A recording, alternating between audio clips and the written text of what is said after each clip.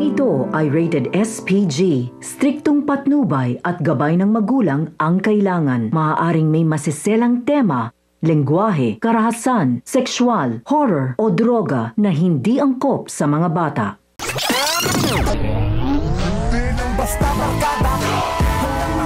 Sa kabila ng puot at galit na nararamdaman ni Tanggol ay mas pinili nitong wag ituloy ang balak niyang tapusin ng ama niya.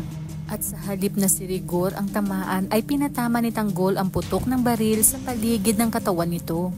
Agad na tumawag ng saklolo si Marites upang maisugod si Rigor sa ospital at sa kabila ng lahat ng nangyari ay hindi niya kayang hayaan na basta na lang mawala si Rigor.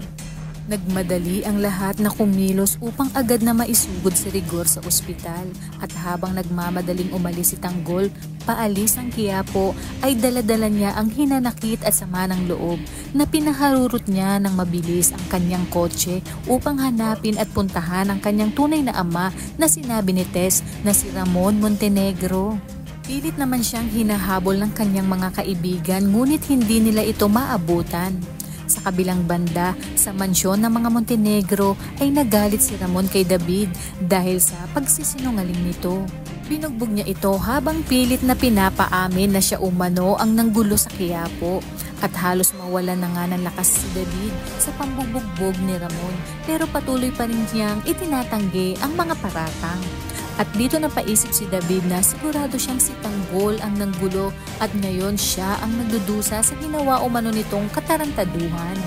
Hanggang sa mapuno na siya kay Ramon at lumaban na siya at nagkainitan ang mag-ama. Nagkasuntukan sila hanggang sa napabagsak ni David si Ramon. At dahil sa sobrang galit ay kinuha ni David ang isang banga upang ibato kay Ramon. Ngunit bago pa siya makaporma ay hindi nag-atubiling barilin ni Ramon ang kanyang peking anak. Samantala nang malaman ni Santino ang ginawa ni Tanggol sa kanyang tatay Rigor ay hindi niya napigilan ang kanyang galit. Sinisi niya si Tanggol sa nangyayari kay Rigor kaya't ito ay nag-aagaw buhay. Ngunit dito inamin ni Dingding ang matagal ng lihim na hindi tunay na anak ni Rigor si Tanggol. Habang si Lucio ay naghanda ng isang misyon para kay Santino, tinawagan niya ito para kumpirmahin ang kinaroroonan ng target at inutos na huwag kabahan at mag-alinlangan sa anumang gagawin. Pagdating ni Santino sa room 302 ay laking gulat niya na si Angkong pala ang kanyang nabaril.